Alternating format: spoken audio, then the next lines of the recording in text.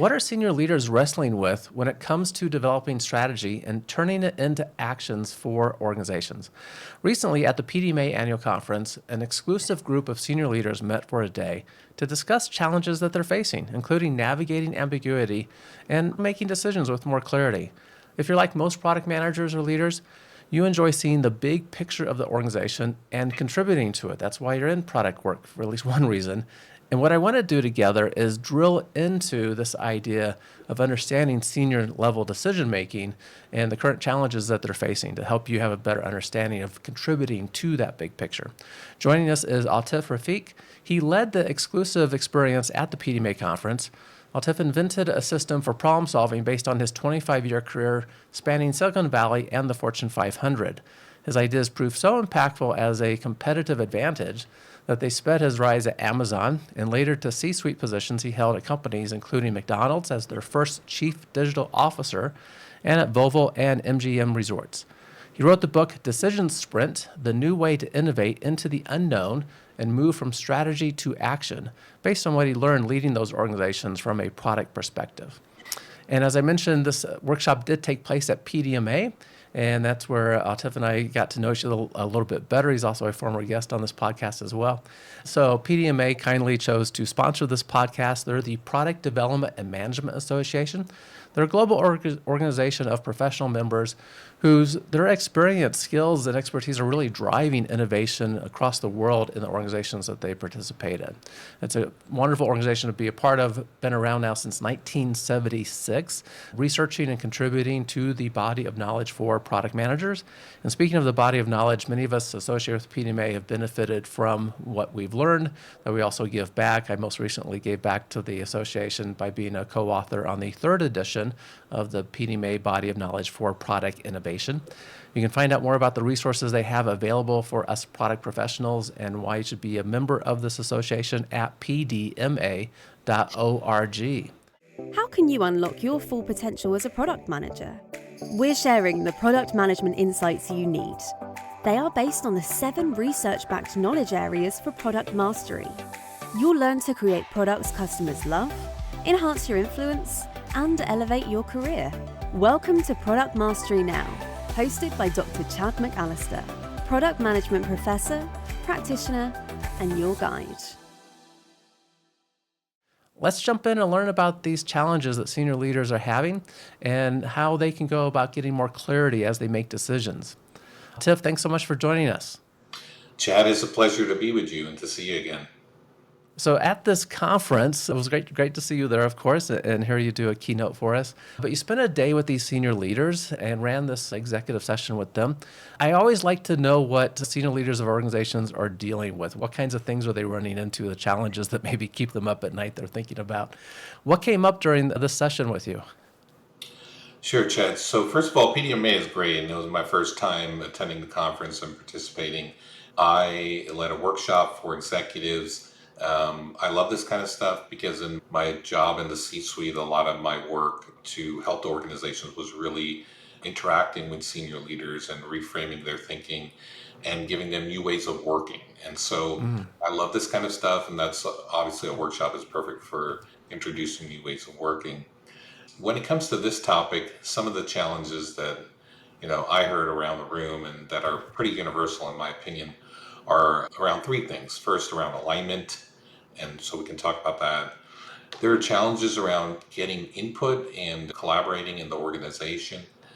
And even in a world where people are very ideation focused, there are challenges around the rush to do experimentation and this move and jump from ideation to experimentation, and then not knowing if that's the optimal path to actually help a good idea flourish. So those are some of the challenges that we hear about.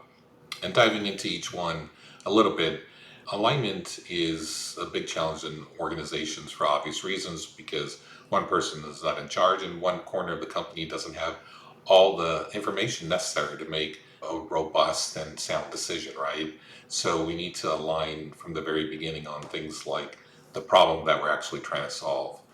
And often the issues begin really upstream, where people have a different understanding of the problem. So we did some things in the workshop to do things differently from that perspective.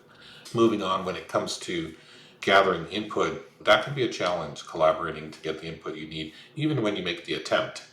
Because you might convene a meeting and get silence, or you might convene a meeting and get like overweighting one particular issue, go down a rabbit hole, and then the meeting's over and you didn't get all the kinds of inputs you needed to really interrogate the idea and kind of make the idea better and elevate it.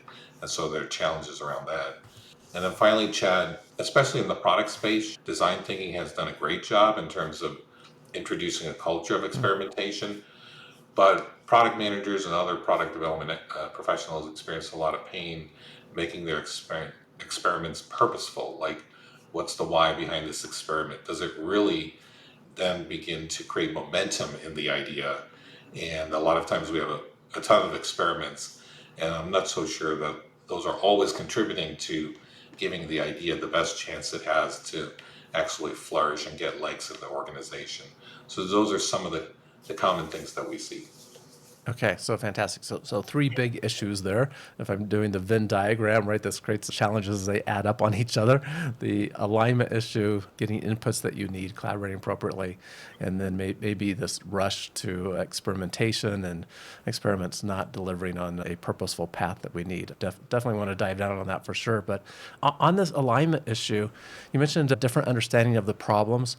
The part of, and I don't know if you saw this in this group because it was more because of the nature of the conference, more of a product focused group, and they're probably more, I suspect, more customer focused because of that.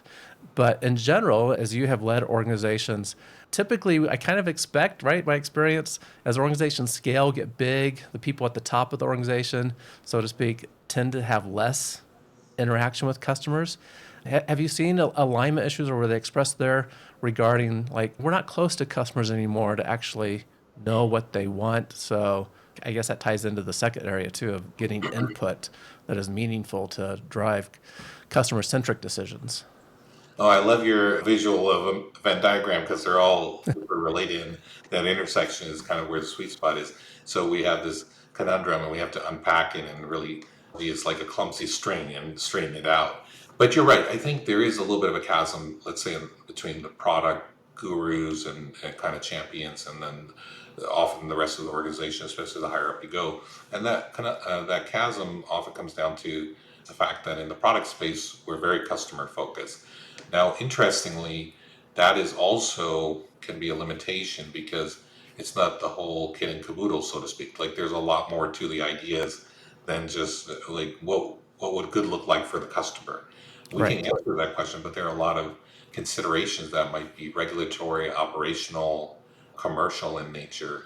And those things need just as much understanding, curiosity, intense focus to get our head around, right? And make sense of, Mm-hmm. synthesize them into the picture. So interestingly, we went into, I always like to use examples. So I had the team, the attendees workshop, the idea of a coffee subscription for McDonald's, because everyone knows what a subscription is, and a lot of people drink coffee, and everyone knows what McDonald's is, right? So what would you Mm-hmm. do?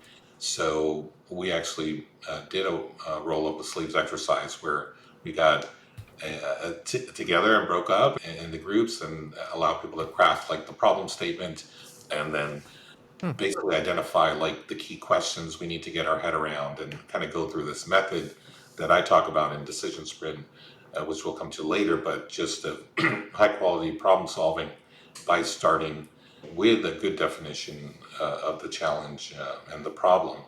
And so interesting, obviously, when you break up into three groups, you get three different people in three different headspaces, right? So you see exactly the issue you talked about, where basically maybe one group is really focused on how to make it a winner for the customer, and then another group is focused on how to make it a winner for the customer, but also for the business, right? And sometimes from a product space, it depends on how high up in the organization you are. Maybe you have an understanding of the real business drivers, or maybe you don't, and then you have to go seek those out.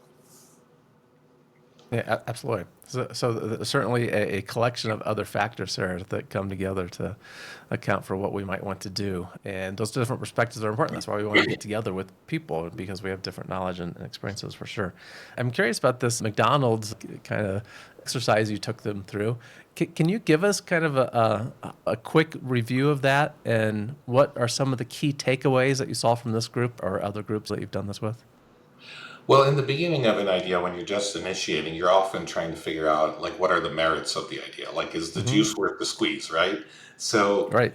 in this one, clearly for McDonald's, there would be some motivation around creating incremental customer visits of some kind, right? So it wouldn't just be around, oh, hey, this is great. We're getting people to pay us 15 or 20 a month for coffee, because that's not where the money is made. The money is made if you come in and get an egg McMuffin as well for breakfast, and that's a higher ticket item and it has a very good margin. And the same thing at lunchtime, for example. So it's about creating incremental visits where there is some attachment, like some attachment to a food purchase. And so it's all about incrementality. And so I can tell you, obviously, being an insider, that if an idea creates incrementality, you'll have all the alignment in the world. But as we know, it might take a team weeks or months and a lot of pain to actually put their finger on the key thing that actually moves the needle for the organization to say yes and get that buy-in, right? So in this exercise, Chad, we're there and we're kind of defining the problem in kind of pretty good ways, but maybe at like an 80,000 foot altitude. And then we start to break up. We ask people to individually come up with like 3 or 4 of the main questions we need to get our head around. Then we aggregate it into, we press a button and we collect all the questions by group. And then we have the groups share out. And then we use AI to actually do it together, and then we start to compare like the kind of the breadth and depth of the questions, and we begin to widen the aperture to see, oh my gosh, it's a very wide thing, right? It's about the incrementality, it's about preventing abuse, it's about operationally being able to pull it off, it's about, from the customer perspective, making this work with the other programs the company has, like a loyalty card, things like that. So you begin to see the breadth and depth of what's involved to really get your head around this particular idea. And Hmm. the insights that come out are, one, a good brain trust is very helpful, right? Because as an individual, I'm going to go down 1 or 2 rabbit holes, but other people will go down rabbit holes that are relevant and different. So that's good. And second, that AI speeds things up by like 10x, because I just let it know the top of the rabbit hole and I press a button, and then now I'm at the bottom of the rabbit hole. I get all the related questions. So this idea of collaboration between humans and AI was, I think, a real big eye opener in this case. I bet. So I don't mean to turn this into an AI discussion. We'll certainly hit aspects of that for sure. But what were the participants, because this just happened this week, what were the participants' reactions to the AI part? Was this commonplace to them? Like, oh yeah, we're used to using it as a brainstorming tool. It makes sense for us to use it to identify other questions. Or was it more of a, wow, this is really interesting. This can speed our work, or maybe a mix? Well, it's a great question, Chad, because as someone who's steeped in it, I didn't know what it would be. And to be honest with you, I had structured it in a way where we did it manually, meaning just individual and group work, and then kind of collating it, and then enabling a tool and for us to do that together on a screen, because I wanted to see people to feel the difference. I actually felt that the manual approach, that's the people we had in the room, their outputs were really great. Like, they were impressive. Like, you guys don't even work at McDonald's. You just had this example come up 2 minutes ago, and these great question lists. Now, when we did the AI tool, so I didn't know what their reaction would be. Of like, AI made it 2% better. But to be honest with you, when I saw the looks in the room and asked, they were like, wow. It was definitely a wow. It was a Hmm. wow on speed for sure. Like, so much faster, because of course in a workshop you're captive, right? You're not doing anything else. You're not in other meetings. You're not capped on time, right? So the things that they did together would normally, in the cadence of a company, would take weeks to collaborate like that. So AI was like 10x faster, but also AI Hmm. was revealing a lot of interesting blind spots. So I think everyone was like, hey, this is like here and now, something that is a real strong piece of the arsenal that we've got to be able to integrate into our workflow, knowing that there's some complexity in that, right? Like, because companies get concerned about data security and things like that, of course. Okay. I feel like there's people probably listening just like I am to this and thinking about what questions would I ask. And we shouldn't leave them hanging to kind of know some of the areas here, right? To make sure we're at least throwing out some ideas. Because the first thing came to my mind, I tend to think in problem solving approaches like this, the things that like aren't going to make the idea work and the things that need to happen that will make it work. And not based on the McDonald experience at all, but just related sort of things like this. I'm thinking like, okay, I can very much imagine going to the store, hearing an advertisement for this thing, and the person at the counter has no idea what I'm asking about, right? Or they know about it, but they don't know how to do it in the point of sale system yet. Or I managed to buy my subscription and I come back and same thing. They're just not aware that I don't have to pay for this anymore, that I now get my coffee along with something else. So I'm kind of thinking about those delivery sort of questions that we would have to have systems in place. Some of those are digital systems, some of it are just training. What other classes of questions should we be thinking about to just help us kind of resolve this scenario you gave us? Well, the operational complexity is very big as well. It's huge, right? Because any slowdown, any wait time introduced is very bad for the business, and the juice would not be worth the squeeze. If you introduce a new program, you get like 2% of people using it, and then the other 98% are pissed off because you introduce wait times that are Right. not up to their standard expectation. So that's exactly right. Now, in this case, it's a big idea, so you might run multiple explorations and sequence them. The first one would be essentially on the merits, like what do we need to believe in order for this thing to pan out and really be a winner? And you might follow that with something that's much more about the operational complexity and how to pull it off with low friction for the customer and the crew. Mm-hmm. So that's absolutely right. So a lot of the things were about the business case, so to speak. So some of the considerations there would be things like understanding who else did it and did it work or not, and what can we learn from that. Some of the things there were around competitive advantage, like is this going to create like a sustainable competitive advantage? Other things there were very CX oriented, like you have an app and you have a loyalty program, and like how does that connect into things to make things like super easy? And then of course program rules, so company may want to avoid abuse, right? And how do you do that but in a way that's actually fair to customers, right? And so those are and of course people think about things like pricing and how many tiers you have and so on and so forth, and you don't want to go crazy with that stuff too. And then of course product wise, like coffee is like a very generic description of a whole set of beverages, right? You have iced and hot, you have things that are more complicated drinks, and so on and so forth. And what about teas? What about matcha lattes and things? So these are some of the menu considerations. So there's a whole breadth of things in terms of what's included within the program. Yeah, I like the idea because it makes me think back. I remember my parents telling me about being able to go to McDonald's and get the 5-cent cup of bottomless coffee, right? You paid a nickel and you got all the coffee you wanted while you were there.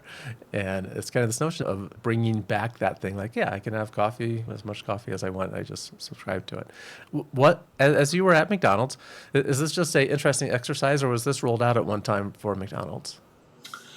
This was not a particular idea that was under consideration, which is kind of why I Mm-hmm. chose it. But Mm-hmm. I'm sure that it's come to the table from time to time because you do have some competitors, not direct competitors, but like more coffee competitors who have tried this. So I think Panera does something in the UK. There's a chain that used to be part of McDonald's called Pret a Manger, and you see those coffee shops in New York City quite a bit, but they're very big in the UK and they tried a subscription. So there's this a legitimate business idea to unlock growth in my view, because if you can solve for incrementality, that's always amazing. But as we know, you've also got to solve for customer, you've got to solve for crew, Yeah, and those things take some courage because you got to be able to have a combination of really some experimentation for sure, some great execution, and some deep thinking on what could go wrong and Right. how you get ahead of the things that could go wrong. Right. Okay. So my thank you for taking us through that example. My takeaways from that is working together to get clarity about what the problem actually is itself. What are the elements of the problem? Coming up with the questions that of areas we need to investigate. Using AI to really accelerate that for us. And I think of AI, at least at this stage of my experience with it, as a very good brainstorming partner and maybe helping us see some blind spots. So I think that's really helpful. And then thinking through those questions, and it sounded like you were leading us into maybe getting ready for experiments, right? The we believe sort of statements, creating some hypotheses like, okay, based on recognizing what the operational impact could be, what are the things that we need to verify to get data on? And if we don't have data, what's the experiments we might do? I don't know if I'm going down the right path. Those were just the things I kind of picked up on.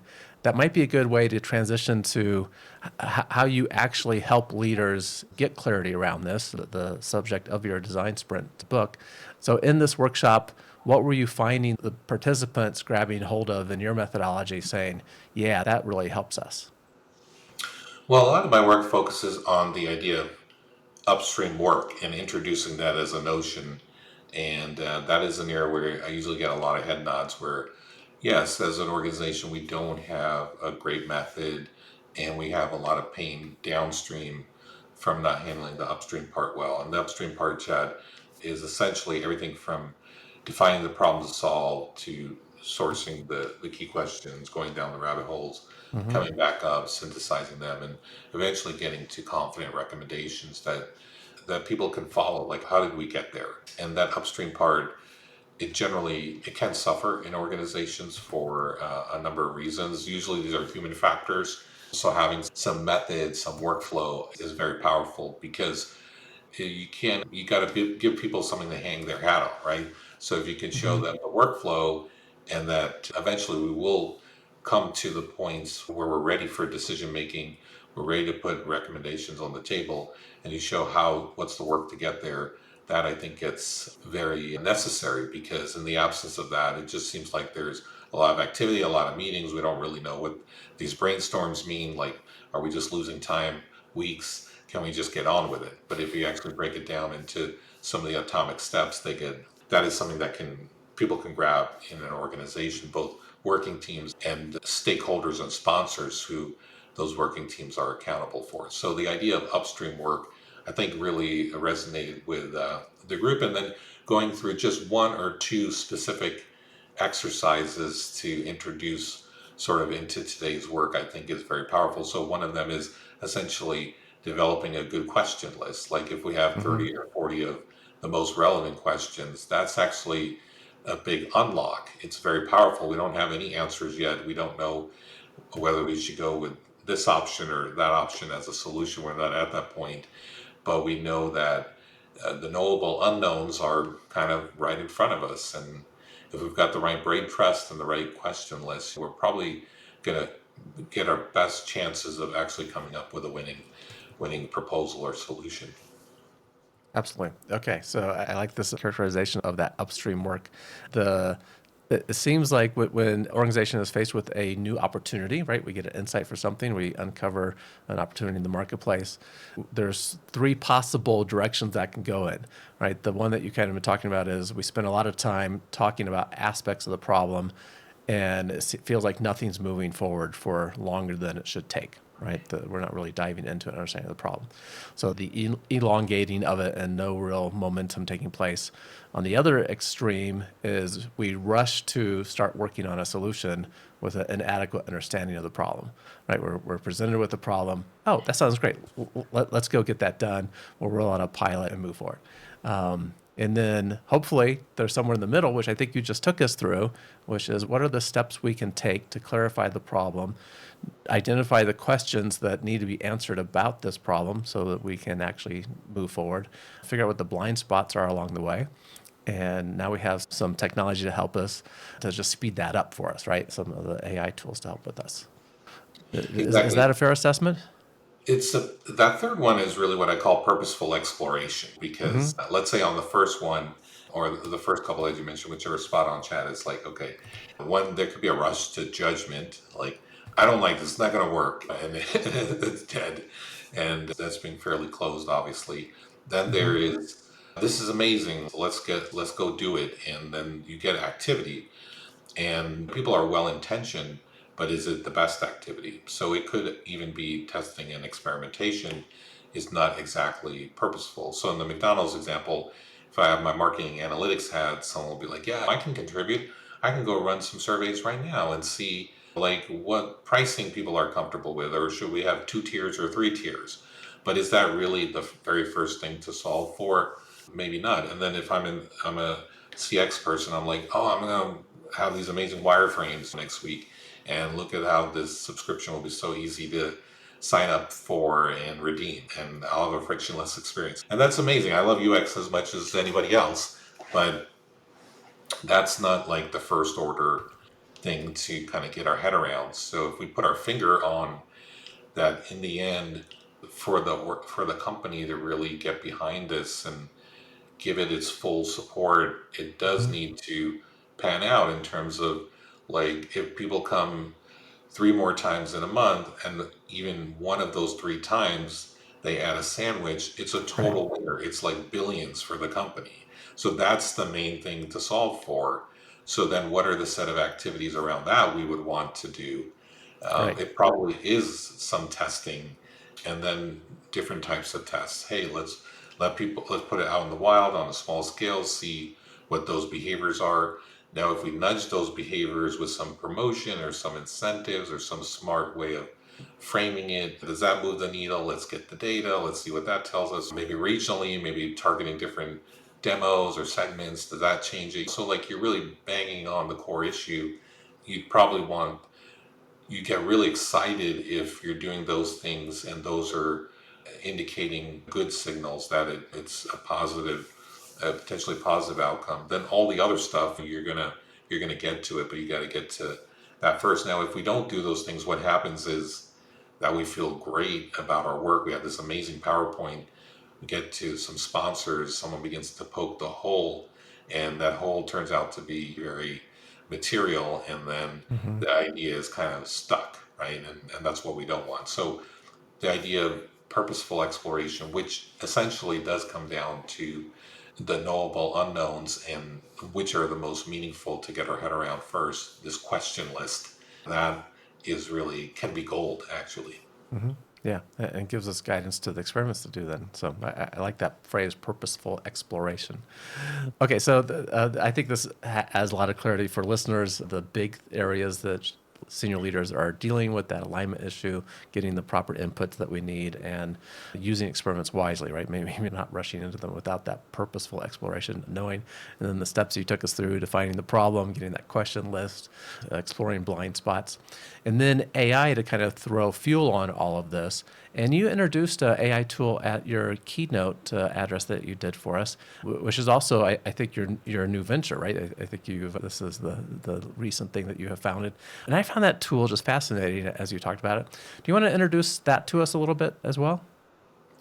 Absolutely. So the tool is called Ritual, and you can check it out at ritual.work. I try not to make things commercial, so I actually don't tell people what the tool is, and I let them use it like in these workshops, and then afterwards they always ask, "Hey, is this a real thing? Like, what was that thing?" And I'm like, "Yeah, Hmm. this is real. People use it right now." But putting that aside, the purpose of Ritual is essentially to help a team develop ideas or pursue meaningful objectives with more confidence, and help them with a workflow plus AI to get them from the idea stage to the recommendation stage. And the core of it is building and running explorations, and then using those explorations, the work coming out of those explorations, to produce the recommendations, but also the content that they need to navigate some milestone, like a stakeholder update. So I'm talking about producing like strategy memos and narratives, or a recommendation document. And those things would contain everything from the context, which is, hey, what was the problem we're trying to solve? What are the goals and constraints? What are the issues we looked at? What are the insights coming out of the analysis? And then when we synthesize it, this is what we recommend, and this is why we feel that these are the right recommendations. This was the work behind that. And so that body of work, I feel, and I've seen that can take weeks or months. I mean, a lot of Hmm. examples of that. Anything new you see in the news, we see it as, oh, that's a great idea. But we know that the teams in these organizations spent months getting to the point of getting a yes and then getting it to launch, right? Hmm. But that work, how do we make it not just more streamlined? Because it's not just about speed, and this does deliver speed, but it's about actually making it more, elevating it and making it more effective, so the good ideas can flourish, and that's where we focus with the tool. Fantastic. And people can check it out at ritual.work. Very good. That's fascinating to know about. Also, we do like innovation quotes around here. I asked you to have one to share with us and share what that means to you as well, if you would. Sure. So, because of my Amazon heritage, I will pick a Bezos quote, and his quote around there are one-way doors and there are two-way doors. And when it comes to one-way doors, it's necessary to have a method and to deliberate and to consult. And I think Hmm. that's pretty powerful stuff. So that's the quote. To break it down, the metaphor is great because there are one-way doors and there are two-way doors, and this is a quote that relates to decision making. It's kind of a decision making hack, right, for leaders. And since I write about decision making, that's why I love it. But a decision that's reversible is a two-way door, Hmm. and those we should not overthink them, right? We'd be like, we can reverse this, and the best way to know is to try, and Right. it's something that we can walk back from, and so we will encourage speed and maximum speed when it comes to those type of decisions. However, a one-way door is irreversible, and as a result, it needs a different treatment in terms of decision making. And so, in Jeff's quote, he's talking about thoughtfulness. He's talking about consultation, which helps you be more thoughtful, like because you want to recognize that a small brain trust around it could be very powerful, and you want to, you want to have a method of getting there. And I think those are the harder decisions. Like, oh, there's a lot of upside in this, but there's some material downside. It's kind of a one-way door. Then you need a method to the madness, in my view. Yep. Use purposeful exploration for those one-way doors for sure and prepare for the change. That's excellent. How can people find out about you, your book, the company? I guess we gave them ritual.work already, but whatever you want to share with us. Sure. So if you go to decisionsprint.com, you'll read the why behind my book and an overview of what it contains. And of course, you can get your hands on the book. And with Decision Sprint, what I'm really trying to do is provide something both for whether you're in a team or you're mid level or you're very senior. It's kind of, there's a lot of tools there for how you approach your work. So that's one thing.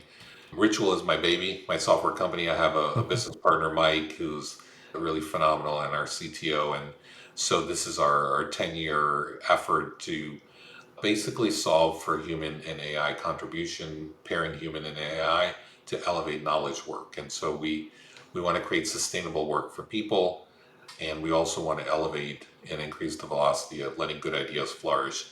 So that's our tool for that. And then I'm publishing on LinkedIn pretty regularly, so you can find my newsletter, Rewire.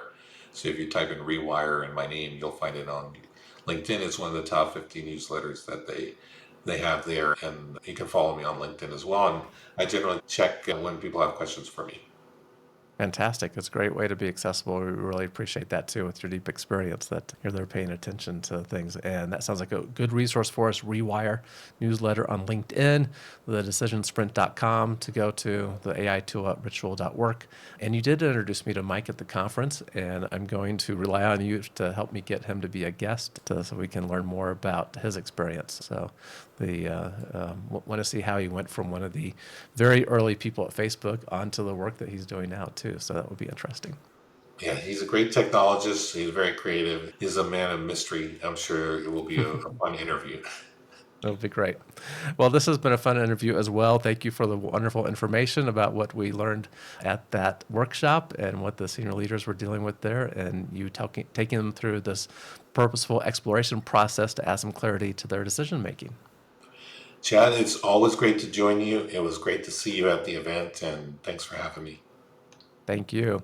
And listeners, if you want to find the article version of what we discussed, as well as those links to the resources that Atif shared, please go to productmasterynow.com/516.